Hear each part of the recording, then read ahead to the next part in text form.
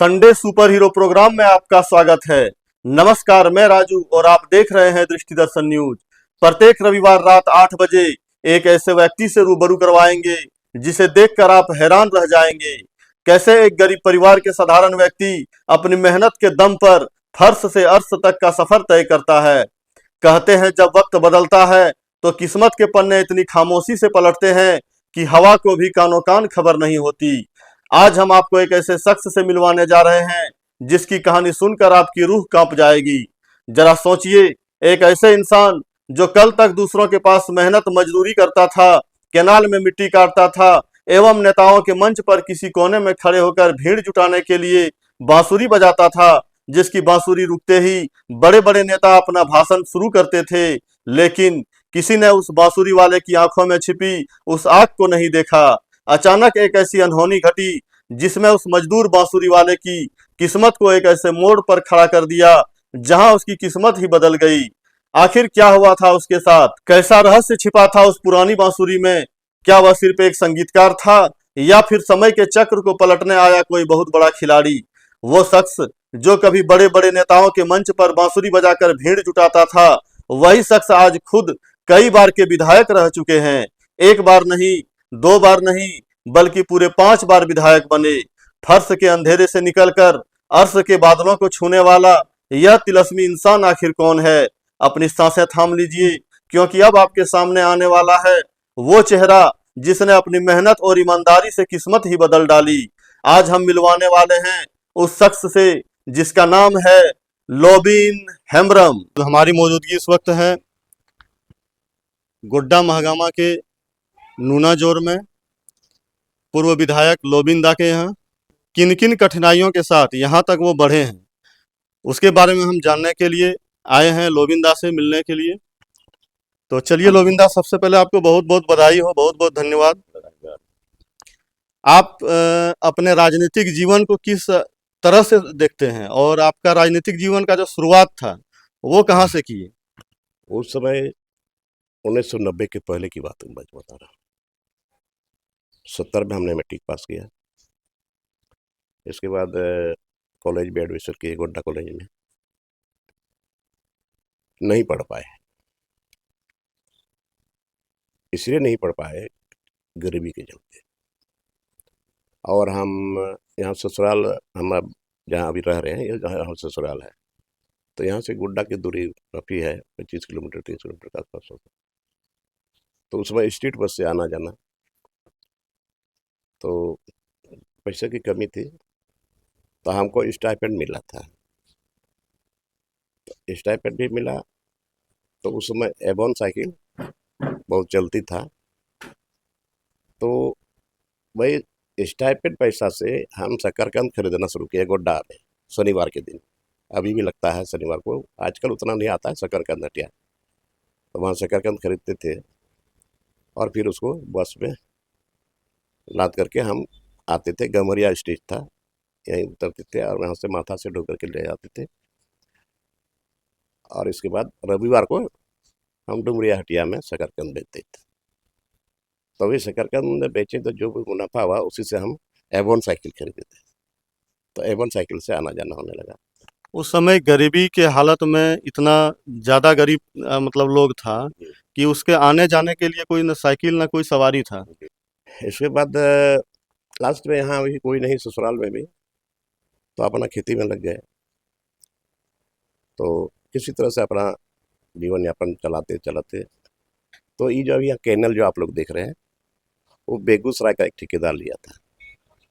उस समय जेसीबी वगैरह नहीं था, तो पूरे इलाके के लोग जुटे थे और यहाँ पर चौका मिट्टी काटते थे। हम दोनों वाइफ हस्बैंड, हम दोनों भी काटते थे। अच्छा, आप भी चौका मिट्टी काटे हैं? जी, हम काटते थे, वाइफ को माथा पर लेकर के फेंकते थे।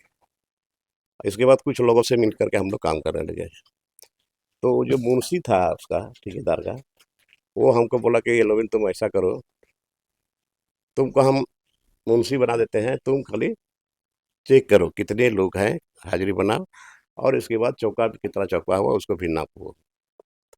10 फीट लंबाई चौड़ाई एक चौका, तो उसका हिसाब करके देते थे। तो उस समय की गरीबी तो मैंने ऐसा था कि घर में कभी मकई का भूंजा, कभी घघरा को सिझा करके रात में खा करके हम लोग सोते थे। तो मुंशी जी का जो खाना आता था, टिफिन पे आता था, दाल भात सब्जी अचार पापड़, और हमारे लिए खाना वाइफ लाती थी मकई का घाटा, मकई का खाना बनाकर। तो एक दिन मुंशी खा लिया हमारा, तो उसको बड़ा अच्छा लगा। सजना का साग था और घंगरा का दाल था, उसके साथ कई बोला कि बहुत अच्छा लगता है। तो बाद में हमको वो अपना खाना दिया और हमारा खाना वो खाता था।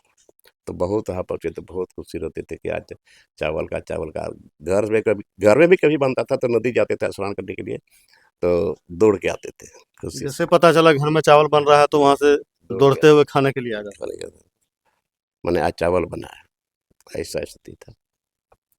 तो इसके बाद दुमका 2 फरवरी गए गुरु जी का मीटिंग, पहली बार। तो हमको लगा चलो आंदोलन करना चाहिए हमको जमीन वगैरह का। लेकिन इतना इतना जमीन बहाजर सब ले लिया है, इतना इतना जमीन हर गांव में सब बढ़िया लोग ढुक गया है। यही सब बोलते बोलते हम हमारे इलाके में तो बहुत है। यहाँ हम मीटिंग करना शुरू किए। मीटिंग किए, मीटिंग में सब लोग का पेपर डॉक्यूमेंट्स दुमका से निकलवा करके लाए। और सही में माने नाम काट दिया गया है लाल सिहाई से, और वहां पर कोई अपना नाम चढ़ा दिया। गलत हुआ, रिकॉर्ड ऑफ राइट्स में ट्रांसफर हो नहीं सकता है। उसी की बातें लेकर के आंदोलन शुरू किए पूरा। दुर्गापुर, करनू, बेलटिकरी, बागजोड़ी, रचद्दा, डिबाबाद, खेरवार, बैजनाथ और बहुत गांव में तो आंदोलन किए। तो बहुत सक्रिय रहे और गुरु जी का प्रोग्राम होता था तब पूरा साइकिल से पूरा इलाका घूम करके लोगों को जमा करते थे। और जब वो आते थे तो सारे नेता लोग भाषण देने के बाद गुरु जी हमको बोलते थे तुम अपना शुरू करो। हम गाना गाते थे, बांसुरी बजाते थे, माहौल शांत हो जाता था, गुरु जी का भाषण शुरू हो जाता था। ऐसे करते करते जब बहुत ज़्यादा एक्टिव हो गए तो दुमका 2 फरवरी ही हम लोग जा रहे थे 90 में, स्थापना दिवस के दिन। स्थापना दिवस में 90 में जब जा रहे थे तो देखे पेपर में बोरियो विधानसभा लोग भी हमरा। अच्छा, आपको पता भी नहीं चला कि आपको टिकट दे दिया कोई गया। पता नहीं कि टिकट मिलने वाला है कि हमको विधायक बनना है, वो सब कुछ सोचे भी नहीं थे। अचानक आपको टिकट। टिकट दिया, टिकट तो मिल गया। उस समय आपको कैसा महसूस हुआ? मैंने महसूस क्या, मैंने खुशी हुई। मैंने हम तो सोचे भी नहीं थे कि हम विधायक कभी बनेंगे। हमको आंदोलन करने से मतलब था। टिकट तो मिल गया, लेकिन टिकट मिलने के बाद गांधी मैदान में बहुत भीड़। तो संतलाल मरंडी ये बहुत नेता में से थे और ये हर जगह इसका प्रचार कर दिए थे। सिमड़ा वाला तीर धनुष बना दिया था हर जगह। अब टिकट मिलने के पहले ही पूरा ये लोग गैंग बना करके पूरा चारों तरफ हल्ला गुल्ला शुरू कर दिया। साला हम खेती करेंगे, लोबिन धान काटेगा, ऐसा नहीं होने लगे। शिबू सोरेन का मुर्दाबाद करने लगा, मतलब आपका विरोधी विरोध करने लगा। विरोध करने लगा। तब हमारे भैया दुमका में रहते थे, जनसंपर्क विभाग में काम करते थे उस समय। तो वो पता चला उनको कि इनके खिलाफ लोग उतर गया है, जान मारने का भी धमकी दे रहा है। तो गए, तो ठंडा का समय था, तो एक तो बेडशीट था, बेडशीट में हमको ऐसे झाँप लिए और चुपके से हमको निकाल के ले गया अपना डेरा। दूसरे दिन सर्किट हाउस पे गुरु जी ठहरे हुए थे। सारे नेता लोग वहां पर बैठ करके पूरा विरोध किया, नहीं चलेगा, उसके पास कुछ नहीं है। सब लोग यही करने लगा। तो गुरु जी बोला कि भाई हम तो वचन दे दिया यार, हम नहीं, ये तो बहुत मेहनत करने वाला लड़का है, अब की बार नहीं जीतेगा तो दूसरी बार तो जरूर जीतेगा। तो बोला कि नहीं अच्छा ठीक है, तेरा जरूरत है खोज के लाओ लोग मेरे को। गुरुजी को पूरा विश्वास था आपके पूरा ऊपर। विश्वास, बहुत विश्वास।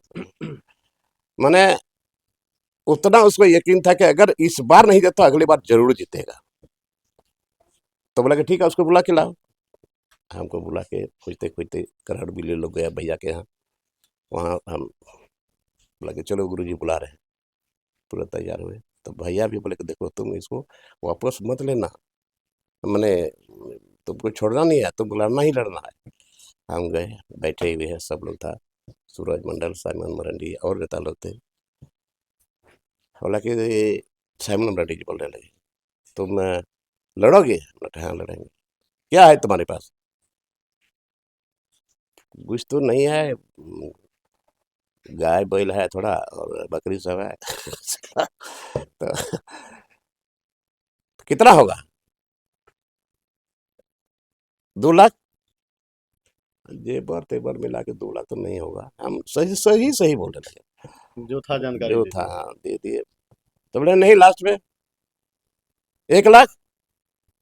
उतना भी भाई सब भाई इधर उधर कुछ नौकरी करता है, उन लोगों से लेंगे तो उतना तो हो जाएगा भरसक। नहीं हो तो जगह जमीन होगा, सट्टा वट्टा करेंगे। वही हमारे दिमाग में लगे, हम नहीं तो नहीं छोड़ोगे हम, नहीं गुरुजी बोले हैं तो हमको दिए हैं तो हम लड़ाई लड़ेंगे। तो वहां से जब निकले तो लगा ठीक है, ओके है, तैयार करो।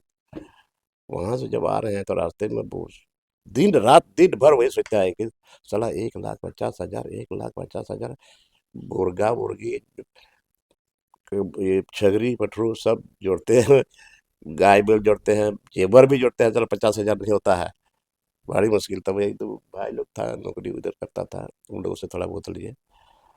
तो इस इलाके में जो जमीन का जो आंदोलन मेरा चल रहा था, हर गांव घर गांव से एक सूप चावल, 1 सूप चावल और 50 टका पैसा, कोई 10 टका पैसा ऐसे दिया। और मतलब वही काफी वही काफी सहयोग आपको जनता यहाँ का जनता किया। ने दिया। मैंने 8 बोरा चावल हुआ और रुपया भी 8,000 हुआ, उसी में ले रहे 8 बोरा चावल और 8,000 पे, और 8,000 से भी लीड किए थे। तो विधायक बने, बनने के बाद जब विधायक बने तो उस समय गुरुजी को कैसा महसूस हुआ कि गुरुजी का जो विश्वास था वो जीत गया? पूरा हमसे हमको बुलवाए वहां पर, लविन को बोला, आशीर्वाद दिया, फिर बड़े बड़े प्रयास करते रहो। तो 95 में नहीं दिया फिर। क्या क्या कारण हो गया जो लोविंदा को 95 में टिकट नहीं मिला? मैंने नहीं ये स- न, बहुत नेता लोग बोलने लगे ये बहुत घमंडी है, कहीं हम लोग जाते हैं तो गिटर नहीं बनाता है, मीटिंग ऑर्गेनाइज नहीं करता है, ये दारू पीता है। तो यही सब बोल करके लास्ट आवर में, लास्ट आवर जो डोमिनेशन का जो डेट था, लास्ट आवर में मात्र मुश्किल से 20-25 मिनट का टाइम रहा होगा। हमको सारे लोग कॉलेज वगैरह वो जाते थे, जितना कार्यकर्ता था सब लोग गए थे, सब लोग रोने लगा, बोला कि नहीं टिकट आपको देना ही है, कोई भी छाप लीजिए, काट दिया। तब हल छाप खाली था, हल छाप में लड़ाई लड़ी, आपने निर्दलीय चुनाव लड़ा। निर्दलीय लड़े। और इतना जम के प्रचार प्रसार हुआ हटिया में, माने भीड़ हुजूम भीड़, जिंदा हाल एकदम लोग टांग के जाते थे। मतलब माहौल ऐसा हो गया हाँ, कि लोगों को लगा कि कहीं न कहीं लोविंदा हमारे लिए काम करते हैं, जी। इसलिए लोग पूरा माहौल बना नहीं, लिए। नहीं, माहौल तो 5 साल का टाइम मिला था, जो इतना पैदल चलते थे, चल रहे हैं हमारे साथ 10-20 लड़का जा रहा है, वो यारी भैया चल रहे हैं बांसुरी बजाते हुए फलाने गाँव को। रात भी चलते थे तो लोग जानता था कि लोबी ने मारा है, माने मतलब आपका छाप बन चुका छाप बन चुका था। और देखिए ना, 10,500 से जीत गए। निर्दलीय। तो उस समय में गुरुजी का प्रोग्राम हो गया बुरिये में, जब हम निर्दलीय खड़े हुए थे हरिंचरा मैदान में। अब हम सोचे जब शिबू सोरेन का प्रोग्राम हो गया तब तो हम कहीं का नहीं रहेंगे। फिर भी बोला अच्छा चलो कोई बात नहीं, बिना बुलाए बिना कहे जैसे हेलीकॉप्टर उतरा, लोग स्टेज पर गए, माने इतने लोग आगे हल टांग करके, जो हल सिंबल था, हल एकदम जिंदा हल बड़ा बड़ा एकदम टांग करके आया, और वो एकदम भीड़ पे एकदम हल्ला गुल्ला शुरू किया कि हमारा नेता लोबिन हमारे पर तीर धनुष आपने कैसे छीन लिया। पूरा विरोध हो गया। पूरा विरोध हो गया, सुनिए सुनिए नहीं सुनेंगे, भाषण ताषण कुछ नहीं होने दिया, इतना विरोध। इतना विरोध हुआ। तब हम तो बोरियो में एक जगह खड़े थे, इतना बड़ा पानी के लिए बनाया था, उसी में चढ़ करके पंची पहन करके और बांसुरी लेकर के हम, जैसे लोग आ रहा था वो लोग उड़ के तो चल गया, जैसे लोग आ रहे थे मैंने पूरा भीड़, उस समय नदी में पुल नहीं बना था। हाँ, तब पार होके आ रहा है, लोग बता, हम बोले अच्छा रुको ये थोड़ा सा देर, गाना गाते तो बांसुरी बजाते तो सब लोग आ रहे हैं, आ रहा है आ रहा है, सब लोग आ गए। तो हम पूछे बताइए आप लोग जो गए थे वहाँ गुरु जी की मीटिंग में तो क्या क्या बोले? बोले कि रॉबिन हमारा दारू पीता है इसीलिए आप लोग तीर धनुष नहीं दी। तो अच्छा ठीक यही ना बोले हैं, आरोप लगाए। हाँ, अच्छा बोले ना आप लोग इतने इतने लोग हैं यहाँ पर, आपके गांव में हम जाते हैं, शादी में ब्याह में बिना बुलाए भी हम जाते हैं, तो जाते हैं तो आप ही लोग 1 पुरुष 2 पुरुष देते हैं, तो हम लेते हैं। और हमारा सिस्टम कस्टमरी में है कि हम लोग शादी ब्याह में तो हम लोग लेते ही हैं। तो बोले हाँ, तो बताइए तो आप किसके घर में जाकर के जबरदस्ती मांगे हैं दारू? मांगे हैं? नहीं मांगे हैं। तो हमारा पिताजी प्रधान है, प्रधान रहने पर हमको भी पूजा पाठ में हमको भी करना पड़ता है। तो लास्ट में तो बोला कि कुछ नहीं, लोबिन हमरम जिंदाबाद। पूरा भीड़ वहीं पर जिंदाबाद कर दिया, बस खेला हो गया। तो तो 1995 में जो आप जीते निर्दलीय से, उसके बाद फिर आने वाले चुनाव में आपका गुरुजी फिर कैसे आपको बुलाए अपने पास? तो जब जीते, जीत के गए वहां, 72 नंबर प्लेट पे हम थे, तो हम विधानसभा रिक्शा से जाते आते। तो एक दिन गुरुजी पहुंचे सूरज मंडल के डेरा में। सूरज मंडल के डेरा में पहुंचे तो सब एमएलए लोग गए थे, नए नए में। तो हम सोचे हम भी जाए गुरुजी से मिलने के लिए। तो रिक्शा में बैठे हुए हैं, सूरज मंडल का डेरा के सामने गेट में के बगल में लोग आ जा रहे हैं, लेकिन कोई हमको कुछ नहीं बोल रहा है। हम सोचे कि जाए कि नहीं जाए, क्या बोलेगा नहीं बोलेगा। बहुत देर तक इंतजार किए। तो कुछ देर के बाद गुरुजी निकल गए, उसको दिल्ली जाना था, चले गए एयरपोर्ट। हम बोले चलो वहाँ मिलते हैं, तो रिक्शा से पूरा चलो वहाँ को, रिक्शा हड़बड़ा के गए, एयरपोर्ट गए, तो वहाँ पे बहुत सारे लोगों के बीच में बैठे हुए हैं। उस समय गुरुजी को कोई बता जी कि लोबिन भी यहाँ आया हुआ है। बोले अरे अरे, जा जा जा, सब सब निकले निकले निकले, सबको निकाल दिए। और वहाँ पकड़ करके ऐसे है, बोला कि तुम कैसे जीत गया बेटा? तो बोले, आप ही का आशीर्वाद से जीते। उस समय भी आप उनको गुरु माने? बोला, बोले बोले कि देखिए हमारे मुंह में ऐसा शब्द नहीं है, ब्लंडर मिस्टेक लोगों ने कराया है, जीत के आए हो, सब एमएलए को अभी बोल देते हैं, अभी जाकर के ऑफिस में मिठाई खिला करके पार्टी ज्वाइन कर। तो वहां तो हो ही गया। यहाँ पर गुरुजी आए बुआरी बोरियो डाक बंगलो में। गुरुजी साइमन मराठी और सूरज मंडल और फिर स्टीफन मराठी सब लोग गए, पूरा भीड़ था। तो बोलो कि चलो आज पार्टी तुमको सम्मान करके समय जगह से आपको पार्टी बुलाया जा रहा है, तो आप क्या बोल देंगे? तो हम बोले कि देखिए गुरुजी, माने बहते हुए पानी में हमको ढकेल दिया गया था, लेकिन ये जो जनता जनार्दन है, इन लोगों ने हमको छाकने का काम किया है, इसलिए इन लोगों से पूछ लेते हैं, सबसे पूछ ली। तो गुरुजी क्या बात है, सब लोग बोला नहीं ठीक है ठीक है, तो फिर पार्टी में आए। तो आपका राजनीतिक करियर लगभग 5 साल रहा, मतलब 5 सत्र रहा, जिसमें से 4 सत्र आपने जेएमएम से चुनाव जीते, जी 1 सत्र आपने निर्दलीय जी चुनाव जीते। जी। क्या कारण हो गया जो आपको जेएमएम छोड़ना पड़ा? देखिए, मैं नहीं छोड़ा हूँ, मेरे खून में रग रग में जेएमएम लिखा हुआ है, खून में। देखिए हम गुरुजी बोले थे सही बात के लिए लड़ाई लड़ो, लेकिन बोलना भी पड़ेगा। सदन के अंदर में हमने कहना शुरू किया, और सदन में बाद में बोले हैं, उसके पहले हम हेमंत सोरेन को अपने चेम्बर में, अपने घर पे मीटिंग होती थी, हम बोलते थे कि हेमंत बाबू देखिए, ये चुनावी जो मुद्दा था आपका, जो मैनिफेस्टो था, आप भी बोलते थे और मैं भी पब्लिक के बीच में बोलता था। आपने कहा था कि यहाँ पर साल भर के अंदर में, साल भर के अंदर में हम 5 लाख नौजवानों को नौकरी देंगे, बोले थे जेएमएम का मैनिफेस्टो में था ये। जी। इसके बाद जितना बेरोजगार लोग हैं उन लोगों को हम बेरोजगारी भत्ता। बेरोजगारी भत्ता देंगे। आप ही ने कहा था कि एसपीटी एक्ट को सख्ती से लागू करेंगे, ताकि यहाँ आदिवासियों का जमीन बचा रहे। आप ही ने कहा सीएनटी कोड को भी करेंगे। आपने कहा था कि स्थानीय नीति बनाएंगे, ये आपका मुद्दा है, मैनिफेस्टो में है। इस चीज को आप लागू करिए, तब भी हम लोग का पार्टी बचेगा, नहीं तो नहीं बचेगा। कहाँ मुंह दिखाएंगे हम लोग? पूछेगा लोग, सवाल पब्लिक करेगा। के बीच जाना तो हम ही लोगों को हम ही पड़ेगा। नहीं करा, हम बोले कि एकदम करिए, नहीं तो जवाब देना पड़ेगा 5 साल के बाद। मैंने एक बार तो आपको बोल दिया, क्या है ये जादू की छड़ी है, कितना जल्दी हो जाएगा, ऐसा बोल दिया हम। लेकिन दूसरा विधायक लोगों को भी धारणा पर भी बैठाए थे, यही मुद्दा को लेकर के। मेरे साथ 18 विधायक बैठे, और बाद में उन लोग को क्या जो बोला गया, वो लोग बाद में फोन भी रिसीव नहीं करता मेरा। आपसे सारे लोग मुकर गए। मुखर गया। फिर मैं सदन के अंदर में हम रखना शुरू किया, सदन में बोलना शुरू किया। हमको जब पंकज मिश्रा के बारे में हम बोले थे आपका मीडिया में, सोशल मीडिया में, तो पता नहीं क्या कारण था, हमको बुला लिया अपने चैम्बर में, विधानसभा जब चल रहा था उसी दिन हमको बुला लिया और बोले कि चाचा आप क्या क्या बोलते रहते हैं पंकज मिश्रा के बारे में।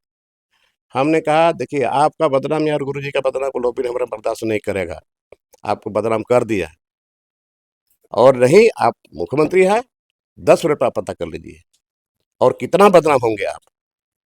वो बात भी बोले। इसके बाद ये एसपीटी एक्ट, सीएनटी एक्ट, आस्था नीति, नियोजन नीति, पैसा एक्ट, इस सब के बारे में हम बोलते ही रहे सदन के अंदर में। बोले कि हाँ हमको तो पूरे झारखंड में आपने बेइज्जत कर दिया, यही सब हम बोलना शुरू किए।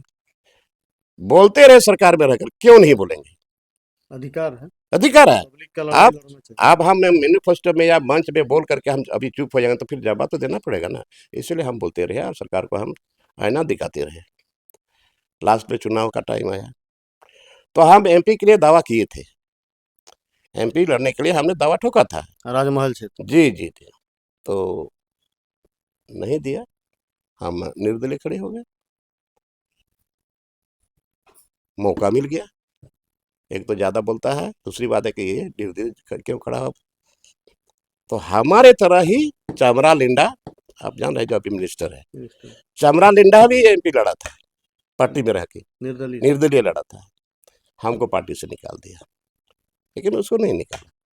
अरे पार्टी का जो नियम है तो सबके लिए बराबर होना चाहिए ना, कोई बात नहीं है। तो आपके साथ गैर जिम्मेदाराना व्यवहार हुआ। हाँ एकदम 100% सब लोग समझ रहे हैं इस बात को, क्या गलत किए हैं। हम तो एक बार बहगी में घैला में लिखे थे एसपीटी एक्ट, सीएनटी, आस्था नीति, नियोजन नीति, पैसा एक्ट, और उसी को ढो के बहंगी में लेके गए थे विधानसभा, ताकि मैसेज जाए, कम से कम हमारा नेता एक तो बोलता तो है। पब्लिक का आवाज उठाने के लिए आपने बहुत हद तक मेहनत किया, लेकिन आपका वहां चला नहीं। नहीं, कहाँ से चलेगा, और इसका जब विरोध आपने किया तो आपको पार्टी से निकाल दिया। निकाल दिया तो लास्ट में क्या करते हैं, राजनीति तो करना ही है ना। अभी भारतीय जनता पार्टी में है, अच्छा है, हम अपने आप को सौभाग्यशाली मानते हैं, यहाँ तक आने का था हम आए। तो फिर भारतीय जनता पार्टी को ही आपने क्यों चुना, क्या इसमें? कहाँ कौन पार्टी में जाते हैं, क्या था, कांग्रेस तो मिला हुआ है, आरजेडी भी मिला हुआ है। मतलब जेएमएम से पूर्ण रूपेण हट के हमको चुनाव करना था, इसलिए आपने भारतीय जनता पार्टी को चुना। नहीं, कुछ सिंबल तो लेना पड़ेगा ना। अगर हमको निकाला तो चमरा लिंडा को भी निकालना चाहिए एज पर रूल, पार्टी का जो संविधान के तहत ऐसा, लेकिन निकाला तो अभी हम लड़ाई लड़ रहे हैं, अभी भी हम जमीन का लड़ाई लड़ रहे हैं, जल जंगल जमीन का लड़ाई लड़ रहे हैं। अभी इतना इतना माइंस है, यहाँ कोयला खदान है, सारा चीज है, लेकिन सब लुटा रहा है, पत्थर लुटा रहा है, जंगल लुटा रहा है, कोयला लुटा रहा है, और बालू लुटा रहा है, एनडीटी लगने के बाद भी बालू लुटा रहा है। कहाँ है, कौन है बोलने वाला, क्यों नहीं बोलता है। सरकार में जो लोग है उन लोगों का गाड़ी चलता है,